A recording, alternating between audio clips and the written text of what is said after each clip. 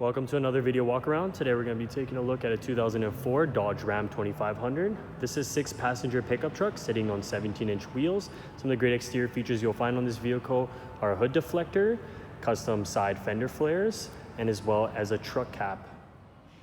Taking a look inside, we have our key fob here with our lock and unlock buttons. Getting a better look at the driver door, we'll find your power mirrors, power windows, and power locks, as well as some extra storage down there in your door handle. Take a look at that fabric gray interior. These are power seats. Taking a look at the steering wheel, you'll find your cruise control settings on both sides. Taking a look at the odometer, you'll see that this 2500 has 317,850 kilometers. This vehicle is standard with your AM and FM audio. You do get up to 5 discs, and you do get your volume adjustment buttons right on the side. Under that, you do have your climate control settings, your differential settings, a little cubby for some storage, extra storage in here, and you will find your cup holders right there.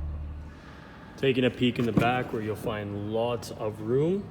You do get your door handle here, a little storage compartment there, that gray fabric interior, and if you want some more space back here, you just lift up these seats. Those seats come up as well, and you do get some extra storage down there and under the seat.